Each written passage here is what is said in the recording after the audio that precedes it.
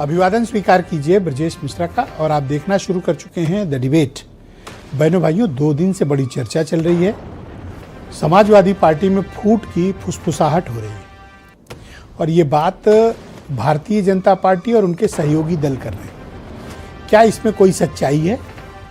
इस दावे में कोई हकीकत है या फिर ये सिर्फ एक प्रोपेगेंडा है? क्या है ये? कल परसों से ये चर्चा बड़ी तेज शुरू हुई। हालांकि समाजवादी पार्टी ने इसका बहुत आक्रामक तरीके से जवाब दिया, लेकिन आज की डिबेट में हम ये चर्चा करेंगे कि ये फूट की जो फुसफुसाहट है उसकी हकीकत क्या है, उसमें सच्चाई है या फिर ये बीजेपी ने कोई एक नैरेटिव फिलहाल के लिए पेश किया है। आज चर्चा इसी विषय पर। बहनों भाइयों, इन दिनों टूटने की होड़ मची हुई है। कौन टूटकर कितना नीचे जा सकता है और कहां कहां जा सकता है, कौन कौन टूट सकता है, कैसे टूट सकता है, इसके कई उदाहरण इस वक्त देश की राजनीति में हैं।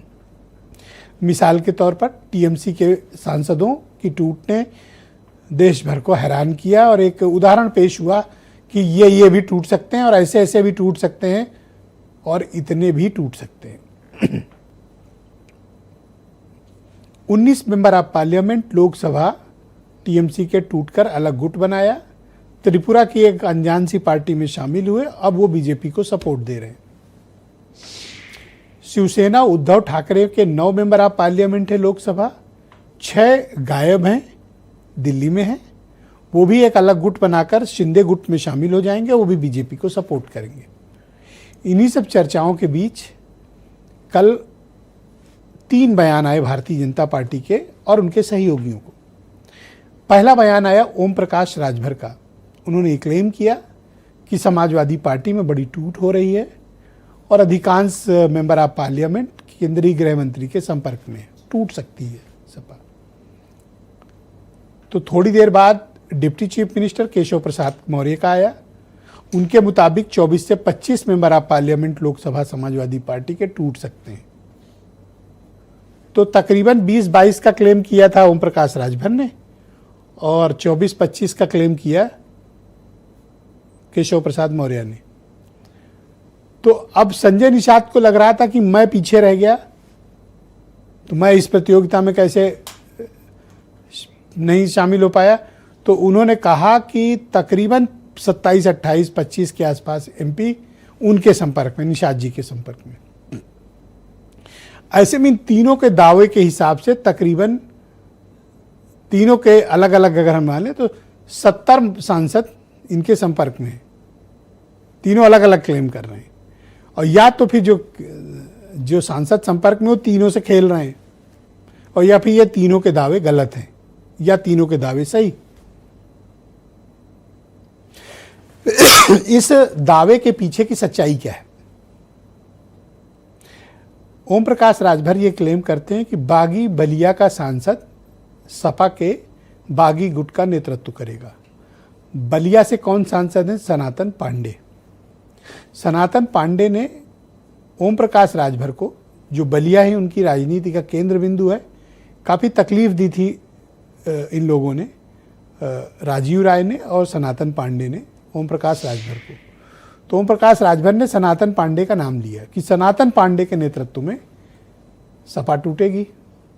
तो मीडिया वालों ने पांडे जी से संपर्क किया कि भाई क्या बात है। तो उन्होंने कहा जन्मजात समाजवादी हूँ, पैदा समाजवादी हूँ, संन्यास भी समाजवाद में लूँगा। हाँ, ओम प्रकाश राजभर ने जो कहा है, अब मैंने चोटी बांध ली है, जब तक ओम प्रकाश राजभर को हरवा नहीं देंगे तब तक शिखा नहीं खोलेंगे। सनातन पांडे ने इसको अपने मान सम्मान अपमान से जोड़ लिया। राजीव राय भी इसी तरह का बयान दे रहे हैं, जो बगल की सीट घोसी से एमपी लोकसभा है समाजवादी पार्टी के। तो 2 को लेकर क्लेम हुआ, दोनों ने सामने आकर स्टेटमेंट दिया। तो 2 दिन से यह बयान चल रहा था। तो आज संजय निषाद का क्लेम आया कि उनके भी संपर्क में 22, 25, 24 हैं। तो क्या वाकई में कोई दम है या फिर यह प्रोपेगेंडा है या फिर सिर्फ ये एक नैरेटिव गढ़ने की कोशिश है? क्या है ये? वैसे तो समाजवादी पार्टी में कोई टूट होगी इसके आसार दिखते नहीं है। अगर टूटने वाली पार्टी होती तो उसके लक्षण दिखने लगते हैं। जैसे टीएमसी की मीटिंग होती है, एमपी नहीं आते हैं, मीडिया में खबरें चलती हैं। शिवसेना में उद्धव ठाकरे ने मीटिंग बुलाई, 9 में से 6 एमपी नहीं आए, मीडिया में खबर चली। यहां तो खुद ही मीडिया को ढूंढ ढूंढ कर समाजवादी पार्टी के एमपी इस बात का भरोसा दिला रहे हैं कि वो कहीं नहीं जा रहे। लेकिन ओम प्रकाश राजभर क्लेम करते हैं कि प्रोफेसर रामगोपाल ने कोई चिट्ठी अमित शाह को दी थी। एक वीडियो 2025 का है, लोकसभा से निकलते हुए प्रोफेसर रामगोपाल और अमित शाह आमना सामना होता है। प्रोफेसर साहब अपने पॉकेट से कोई पर्ची निकालते हैं और अमित शाह को पकड़ाते हैं। अब क्या है इसका जवाब सिर्फ 2 लोग को पता हो पर्ची में क्या था, कोई सिफारिश, कोई पैरवी, कोई बात, या फिर ये जो ओम प्रकाश राजभर जी क्लेम कर रहे हैं। ये एक सांकेतिक एविडेंस जिसे 2025 का वीडियो है, ओम प्रकाश राजभर इसको आधार बना रहे हैं।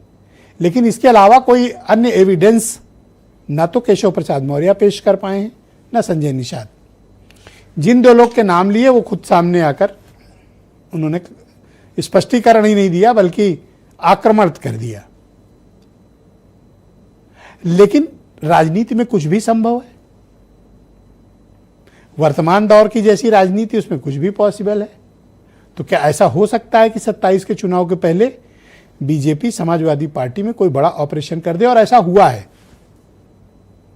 आपको ध्यान होगा कि उत्तर प्रदेश में राज्यसभा के चुनाव थे, बीजेपी के पास अपने एक member of parliament Lok Sabha Rajya Sabha चुनने के संजय सेठ के लिए पर्याप्त विधायक नहीं थे। उनके पास 7 से 8 विधायक कम थे। तो आपको ध्यान होगा कि 6 विधायक समाजवादी पार्टी के तोड़े गए। वो उन्होंने बीजेपी समर्थित बीजेपी के प्रत्याशी को वोट दिया। उनमें से एक आज मनोज पांडे आजकल कैबिनेट मिनिस्टर है। बाकी अन्य सिर्फ विधायक ही रह गए, उनका प्रमोशन नहीं हुआ, सिर्फ मनोज पांडे को जगह मिली। तो ऐसा हो चुका है, बीजेपी ऐसा ऑपरेशन कर चुकी है।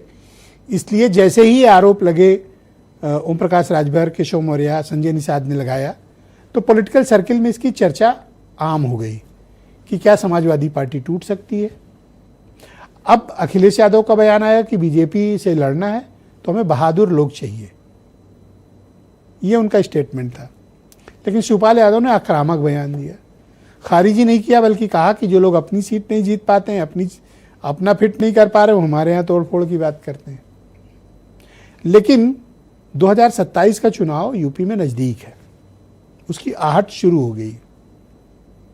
क्या ये बीजेपी ने ऐसा शिगुफा छोड़कर समाजवादी पार्टी के मनोबल पर कुछ प्रभाव पड़े उसके लिए किया है, या वाकई में कुछ असंतुष्ट सांसद समाजवादी पार्टी के टच में हैं, या कुछ ऐसा हो सकता है जो टीएमसी और शिवसेना में हुआ है?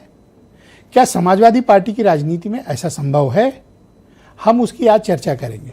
समाजवादी पार्टी के पास 37 मेंबर ऑफ पार्लियामेंट हैं लोकसभा में, और देश की तीसरी सबसे बड़ी पार्टी लोकसभा में समाजवादी पार्टी है।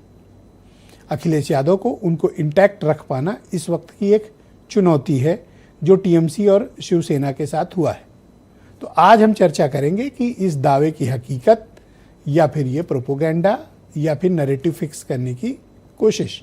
कुछ बयान, फिर डिबेट। पूर्वांचल के बहुत से ऐसे सांसद हैं जो बोल तो रहे हैं कि सपा के बहुत हम हमदर्द हैं। आप देखिएगा वो भाजपा के साथ खड़े नजर आएंगे। ये तय है कि इनकी पार्टी टूटेगी 100%। सपा में तो अभी 25-26 सांसद टूटने को तैयार बैठे, हम लोग तोड़ ही नहीं रहे हैं। हम लोग तो 27 में जानते हुए अपने आप ही टूट के चले जाएंगे। अगर कोई पार्टी टूट रही है तो उस पार्टी की कमी है। अगर परिवारवाद करोगे, भ्रष्टाचार करोगे, गुंडागर्दी करोगे, तो उनको जो उनके दलों में है उनका राजनीतिक भविष्य अंधकार में दिखाई देता है। वो कोई दूसरे दल का ठिकाना इसमें कोई भाजपा में नहीं आया है। 2 दर्जन से ज्यादा लोग हमारे संपर्क में रहे, आते भी हैं कि भैया हम लोगों को जल्दी सरकार के साथ लाइए, जिससे हम लोग समाज में कुछ करा सके, जिससे आगे भी हमारी राजनीति चलती रहे। ये झूठे लोग हैं, और ये अपने जहां विधानसभा के चुनाव लड़े, लोकसभा के चुनाव लड़े, वहां तो समीकरण बैठा न पाए, वहां बुरी तरह से हारे, अपनी जगह ढूंढ नहीं पा रहे, और बात करते हैं दूसरे प्रदेशों की। तो बहनों भाइयों, आज की परिचर्चा को आगे बढ़ाएंगे। रत्नाकर सिंह बीजेपी के प्रवक्ता हैं, अरुण राजभर एसबीएसपी के राष्ट्रीय प्रवक्ता, दीपक रंजन समाजवादी पार्टी के प्रवक्ता हैं, उमाशंकर पांडे कांग्रेस कमेटी से हैं और देवकी नंदन मिश्रा जी जाने माने पत्रकार हमारे साथ कार्यक्रम में मौजूद हैं। तो